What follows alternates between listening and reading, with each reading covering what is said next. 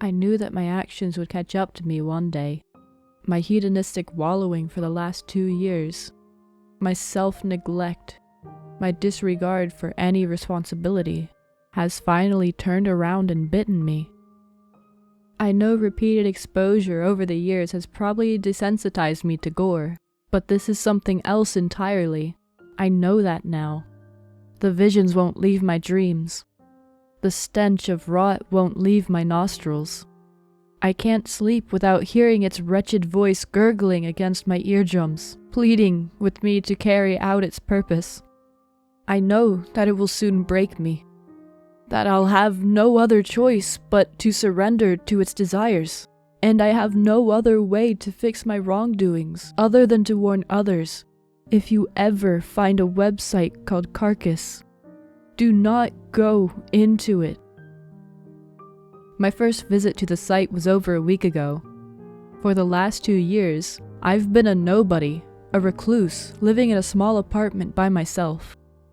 I don't go out nearly as often as I should. I work a dead-end remote job, and most of my social interaction is online. Like any other person in my predicament, I made a habit of scouring message boards, social media, anything that would provide some sort of input to my dull dopamine receptors. I even started using Tor browser to find things that I wouldn't have been able to find on the clear net. The deep web is really not that scary when you know what you're doing. It's basically a slightly more secure version of the internet. I heard about Carcass through a message board on there, some off-brand deep web imitation of 4chan, which I've forgotten the name of. I'd been scrolling the paranormal boards, trying to find any websites or scary stories or esoteric theories that might keep my brain occupied. I found the usual schizo posts and discussions about the occult, until one thread stuck out at me. It read, "Fuck LaVeyism, Hermeticism, Satanism, and all that other horseshit. Come and commune with the real mother of all mothers. Come and gaze upon the carcass of the old world and join us to bear the fruits of the next."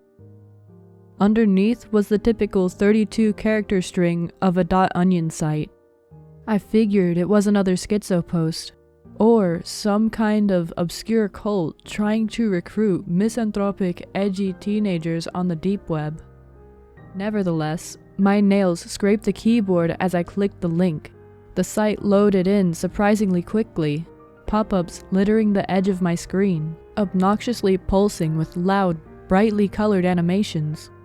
As my eyes adjusted to the flashing images before me, I realized they contained saturated pictures of dead bodies, both human and animal. They were all in different states. Some were burned. Some were in advanced stages of decomposition. Great. Another shock site. My edgy teenager hypothesis was starting to seem more credible. The description of the site read, "Welcome to Carcass.onion. When so much suffering exists in the physical world, it's hard to not look for redemption in the metaphysical. For centuries, people have tried to find justification in their own moral suffering, through religion, through philosophy, and they'd be right in a sense. The answers do lie beyond our bodies, beyond our souls, beyond our feeble comprehension. But the catch is, how do we guarantee our happiness after life? How do we feed the metaphysical? How do we comprehend the incomprehensible? Our mother, who has no name, has shown us the path. Will you trust us to illuminate yours?" I mean, the kid who wrote this was obviously creative.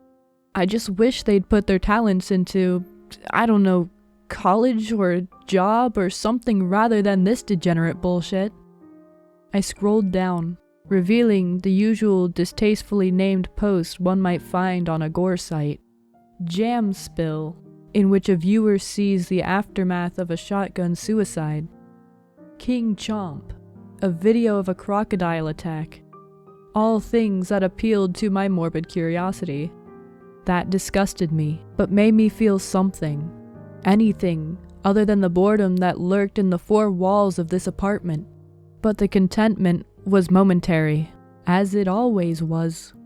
I continued to scroll until I reached the end of the page and arrived at a heading. Video of the day, it read.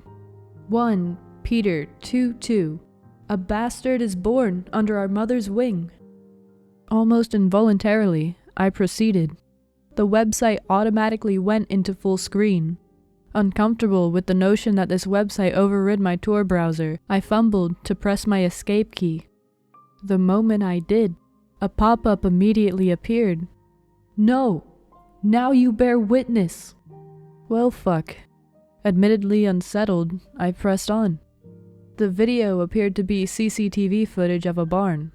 Static wiggled across the footage as the camera focused on a dark mass in the near corner. I couldn't tell what it was at first. Its grotesque, disproportionate shape made it difficult to discern. I eventually forced a resemblance in my head. It was a horse, but it still appeared wrong. Its joints bent at random angles, its legs kinked and twisted. The muscles on its flank bunched up in a tight mass that clung to its oversized body. Its torso was humongous and bloated, almost egg-shaped, cartoonishly inflated beyond the proportions of the rest of its body. It lay on its side, presumably too malformed to stand. Then I heard the muffled acoustics of a man's voice, speaking in a language I didn't understand. His voice was taut with emotion, which grew in desperation as the grotesque creature's abdomen swirled and contorted. I watched in horror as the beast's belly split open and expelled a large beige-colored mass. The static subdued to reveal a woman, limp and weak, now laying in a pool of blood and afterbirth on the harsh hay. The man ran into frame, cradling the emaciated figure in his arms and weeping. However, this weeping wasn't pained. It was relieved, almost joyful. I looked back at the horse, its torso sunken and deflated like a rotting pumpkin. I stared at the grisly scene, unable to take my eyes off what I was seeing, until the browser exited full screen again, surrendering its control back to me. It took me a moment to even begin to rationalize what I'd seen.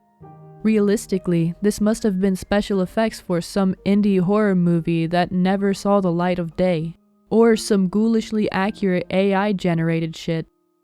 It took me a second to register that there was another pop-up on my screen. That is not dead, which can eternal lie. And with strange eons, even death may die. H.P. Lovecraft. Get fucked, I thought, shutting down my browser. I didn't want to admit to myself that some edgy kid's art project had shaken me up. It took 2 hours and a melatonin pill to finally send me to sleep. My dreams were peppered with visceral images I'd seen, and I woke up unsettled.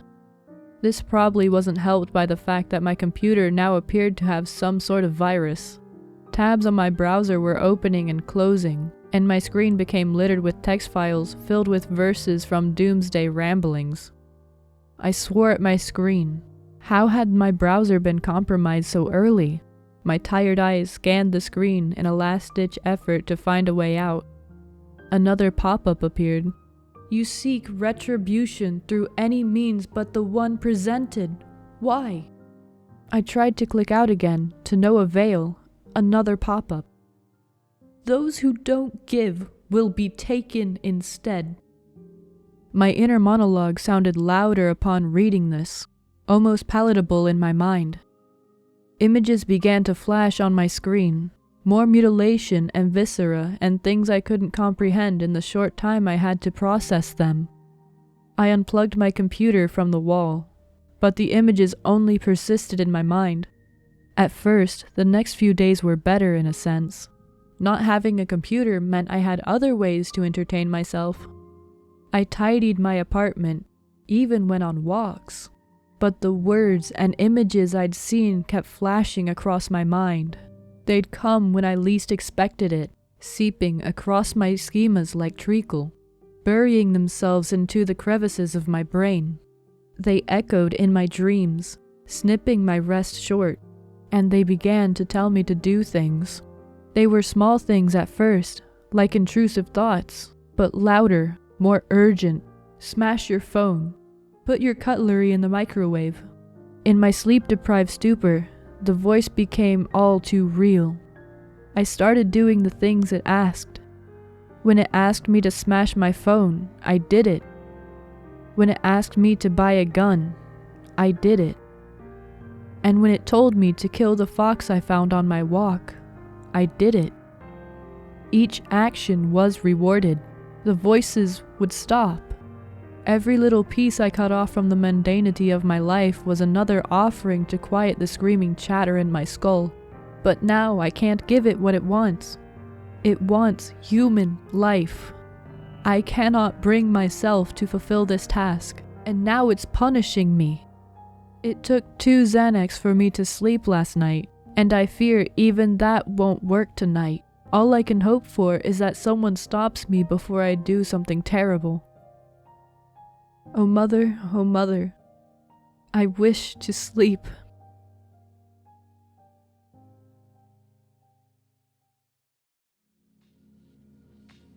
Though this is why I can never use uTorrent. I'm scared enough of my devices getting hacked. I don't want to catch some brain cult virus in my noggin. I'm having a hard enough time trying to uninstall some stuff up there already. And special thanks to NihilPizza for allowing me to narrate their story. Their post will be linked below. The secret chat message of the day will be a floppy disk emoji. And thank you for watching. Don't forget to subscribe if you haven't already. Leave a like if you liked the video, dislike it if you didn't. You'll also find a link to the Discord in the description. Join if you want to hang out, be a part of the watch parties, or maybe even kick my ass at mini golf. Anyway, that's all for now. Bye!